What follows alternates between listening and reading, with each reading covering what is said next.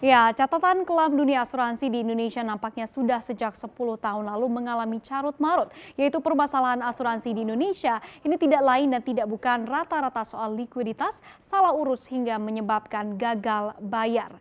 Dan siapa saja asuransi-asuransi ini kita akan ulas untuk Anda di sore hari ini, yaitu di catatan kelam dunia asuransi tanah air.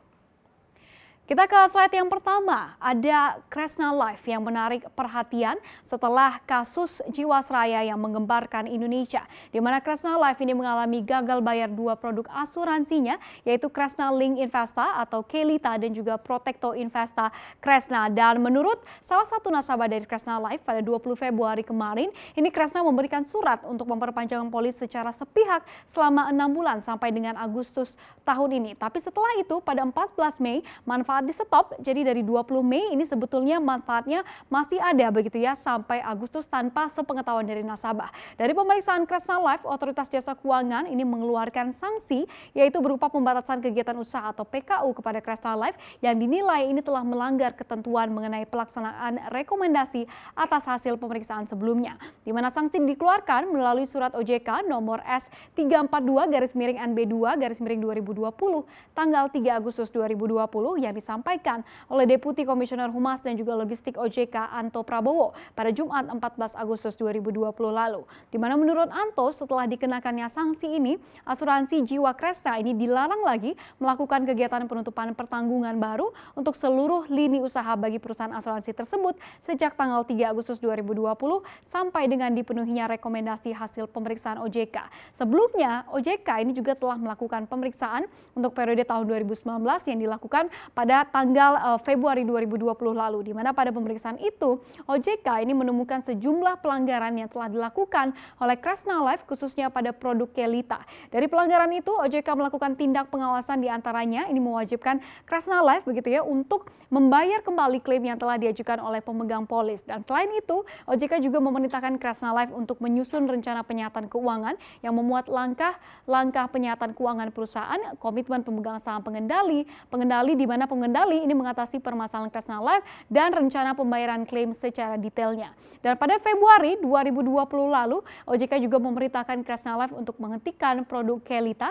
di mana OJK tetap meminta manajemen dan juga pemegang saham pengendali, yaitu pengendali asuransi Jiwa Kresna untuk bertanggung jawab terhadap kewajibannya kepada pemegang polis dari produk asuransi ini, karena ini sudah menjadi kesepakatan ataupun ikatan perdataan antara asuransi Jiwa Kresna dengan pemegang polis tersebut. Dan dari dokumen yang kami peroleh di CNBC Indonesia untuk produk Kelita Kresna, ini manfaat investasi yang ditawarkan sejak 10 Juni 2019 ini cukup tinggi begitu ya, di atas rata-rata deposito perbankan, bahkan ada yang manfaat investasinya per tahunnya ini mencapai 9,75% secara fixed rate. Rinciannya untuk kategori pertama dengan jumlah premi di kisaran 50 juta sampai dengan 500 juta, imbal hasil dengan jangka 3 bulan ini adalah sebesar 7,75%. Lalu kemudian tertinggi di 24 bulan yaitu mencapai 9% begitu ya. Dan kategori kedua dengan nilai premi 500 juta sampai dengan 1 miliar, imbal hasilnya ini mencapai 8% untuk jangka waktu pembayaran premi 3 bulan dan 9,25% untuk 24 bulan. Dan kategori selanjutnya atau yang ketiga ini adalah dengan nilai premi 1 miliar sampai dengan 2,5 miliar, di mana manfaat investasi sebesar 8,25% dengan jangka waktu 3 bulan dan tertinggi yaitu 9,5% untuk jangka waktu 24 bulan. Dan terakhir premi di atas 2,5 miliar, imbal hasilnya ini adalah sebesar 9% untuk jangka waktu 3 bulan dan 24 bulan yaitu mencapai 9,75%. Dan kemudian setelah Kresna Life kita lihat siapa lagi?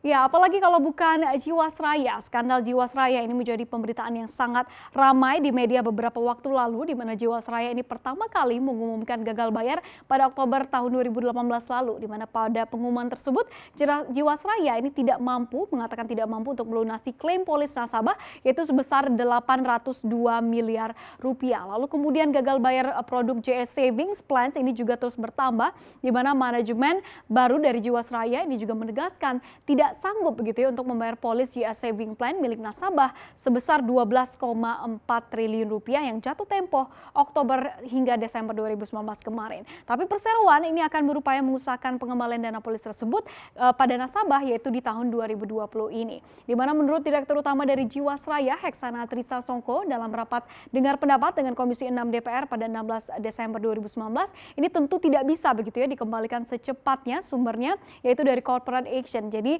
meminta maaf, memohon maaf kepada nasabah yaitu dari awal saya nggak bisa begitu dikatakan saya nggak bisa pastikan tanggal berapa karena ini masih dalam proses. Dan Heksana menyebut begitu ya tetap akan mengusahakan pengembalian dana polis tersebut ke nasabah pada tahun ini dengan cara mencari dana dari investor dengan skema penjualan anak usaha dari PT Jiwasraya Putra. Di mana pada dokumen periode penyataan Jiwasraya yang diperoleh oleh CNBC Indonesia disebutkan periode penyataan Jiwasraya ini terbagi dalam 5 periode, yakni periode 1 dari tahun 2006 hingga 2008 lalu, periode 2 2009 maksud kami hingga 2010, periode 3 dari 2011 hingga 2012, periode 4 2013 2017 dan periode 5 begitu ya 2018 hingga sekarang. Dan pada periode 1 terungkap bahwa defisit pertama kali terjadi per 31 Desember 2006 ini adalah sebesar 3,29 triliun rupiah. Dan isu utama perusahaan ini adalah adanya defisit yang disebabkan jumlah aset perusahaan yang lebih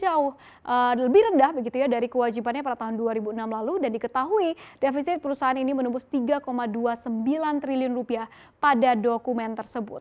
Dan adapun defisit Jiwasraya ini semakin membengkak setiap tahunnya di mana pada tahun 2008 defisit secara internal ini dihitung mencapai 5,7 triliun rupiah dan ini merupakan di bawah angka yang diberikan aktuaris independen yang memperkirakan begitu ya defisit pada tahun 2008 ini mencapai 8 hingga 10 triliun rupiah. Dan kasus Jiwasraya pun saat ini mengarah pada dugaan korupsi. Adanya skandal korupsi begitu ya dan disidangkan Badan Pemeriksa Keuangan atau BPK yang juga merilis perhitungan kerugian negara akibat kasus dari mega skandal Jiwasraya ini. Dan hasilnya jumlah PKN yang dihitung BPK ini tidak main-main yaitu mencapai 16,81 triliun rupiah dan jumlah itu terdiri dari investasi saham sebesar 4,65 triliun dan kerugian negara akibat investasi reksadana yaitu mencapai 12,16 triliun. Jadi jumlahnya beda tipis begitu ya dengan proyeksi awal Kejaksaan Agung atau Kejagung yang menyebutkan di angka 17 triliun rupiah. Lalu kemudian setelah mega skandal Jiwasraya, siapa lagi yang mengalami drama begitu ya dalam dunia asuransi? Kita lihat di slide berikutnya.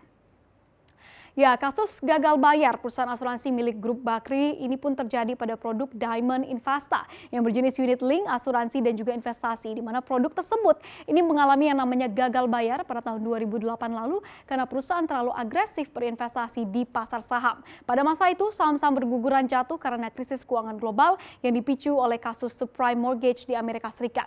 Badan Pengawas Pasar Modal dan juga lembaga keuangan yaitu BAPEM LK yang kini telah berubah nama menjadi OJK mengatakan gagal bayar Diamond Investa ini mencapai 500 miliar rupiah pada ketika itu. Dan untuk menyelesaikan masalah ini, dicapailah kesepakatan Bakri Life yang akan mencicil kewajiban tersebut. Namun pencicilan yang dilakukan oleh Bakri Life ini ternyata juga masih bermasalah begitu ya, karena tidak semua pemegang polis dananya dikembalikan hingga akhirnya pada tahun 2016 OJK ini akhirnya bertindak yaitu mencabut izin operasional dari Bakri Life. Dan pada bulan September lalu yaitu kuasa hukum para nasabah korban Bakri Life yaitu Jimmy Teja SH ini menyampaikan permohonan langsung kepada Kapolri dan juga Kabar Eskrim agar memberikan atensi khusus terhadap nasib para pemegang polis dari Bakri Life ini. Di mana menurut Jimmy, di mana mereka sudah ditelantarkan begitu ya selama 11 tahun dengan dampak yang sangat masif di mana korban Bakri Life yang tersebar hampir di seluruh Indonesia ini ada yang depresi, stroke, meninggal dunia hingga dan sebagainya begitu ya. Dan setelah izin dicabut begitu pada tahun 2017 lalu berdasarkan dari keputusan OJK setidaknya ada 5 kewajiban yang harus dilakukan oleh perusahaan. Di mana yang pertama ini adalah untuk menurunkan papan nama baik di kantor pusat maupun di kantor-kantor lainnya yaitu di luar kantor pusat. Lalu kemudian yang kedua ini menyusun dan menyampaikan neraca penutupan kepada OJK paling lama 15 hari sejak tanggal pencabutan usaha tersebut dilakukan.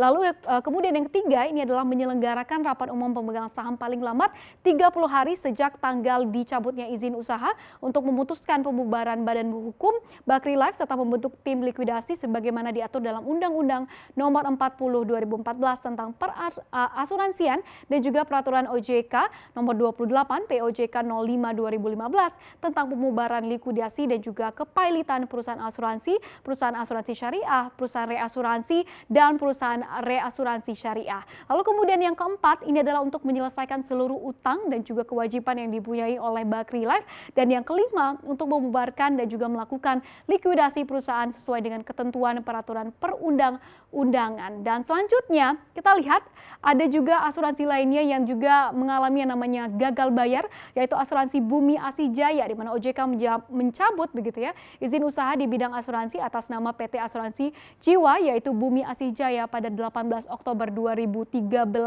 lalu karena tidak mampu lagi untuk memenuhi ketentuan terkait dengan kesehatan keuangan atau risk-based capital dan juga rasio perimbangan investasi terhadap cadangan teknis dan juga utang klaim. Di mana dalam perjalanannya begitu ya setelah dicabut, Bumi Asih Jaya ini belum juga dapat melaksanakan kewajibannya kepada OJK sehingga mengajukan gugatan pilot kepada Pengadilan Niaga Jakarta Pusat. Dan setelah dinyatakan pilot begitu ya, para pemegang polis asuransi Bumi Asih Jaya ini diminta untuk menghubungi kurator yang telah ditunjuk oleh Mahkamah Agung terkait dengan proses penyelesaian kewajiban. Dan yang kelima, kalau kita lihat di slide berikutnya, ini ada asuransi Bumi Putra 1912, di mana permasalahan pada Bumi Putra ini lebih terfokus kepada mismanagement yang terjadi pada perusahaan asuransi tersebut. Jadi berikut ini adalah sederetan begitu ya beberapa drama atau beberapa permasalahan begitu yang terjadi di dalam dunia asuransi Indonesia, dan ini pastinya juga membuat kita sebagai nasabah harus lebih hati-hati lagi begitu ya untuk memilih mana asuransi yang bisa menguntungkan dan bukan justru malah membuat buntung.